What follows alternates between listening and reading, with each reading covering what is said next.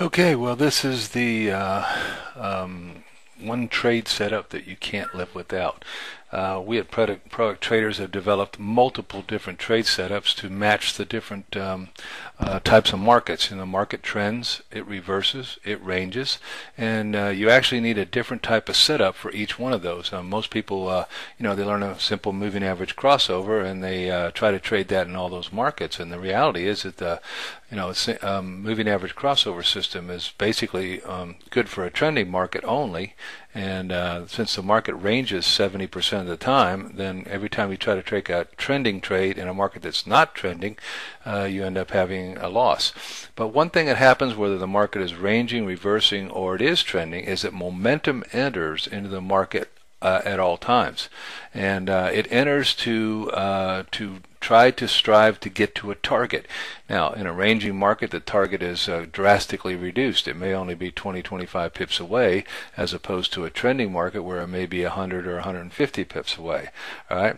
So this is the one setup that we look for every day, because whether you're in a ranging market or a trending market or even a reversing market, we're looking for that first pulse of money to achieve the first target. Okay, whatever that happens to be, and that money will come in every session, the London, the Asian, or the New York session, and it provides a momentum setup for us. So I'm just going to show you how it works. I've got July 25th, 1950, and this is called the gatekeeper. This is called the Royal Flush template right here, and the charts that we're interested in are this one right here and this one right here, and we're looking for harmony. All the rest of this stuff is for another trade setup, but this is just these two charts right here.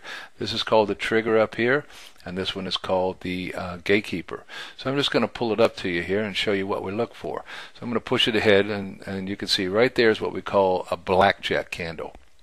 Now, when the blackjack occurs, it's showing momentum entering, and you can see that momentum enters, and all these blackjacks you're seeing basically shifts in momentum. As it was going down here, the momentum shifted to the upside, Here there was an effort to try to take it to the downside and was not successful. So by itself, a blackjack doesn't mean a whole lot, but it does tell you one thing: money is entering.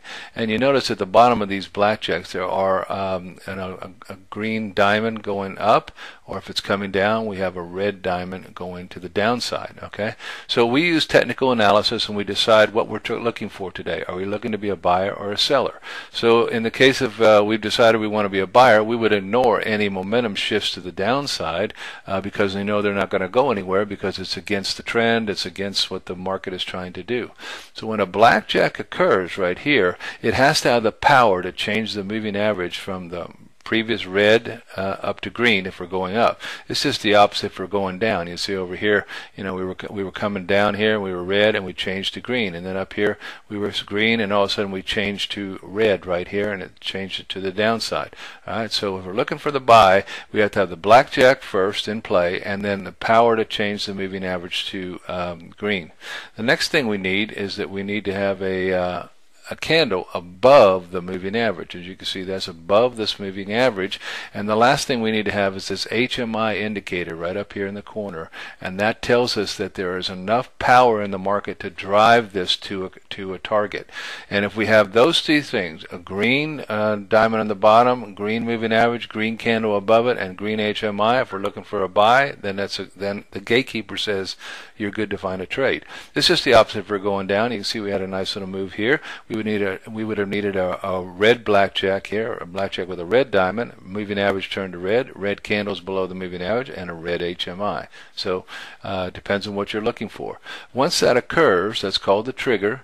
Then we go up to that's called the gatekeeper. Sorry, this is called the trigger.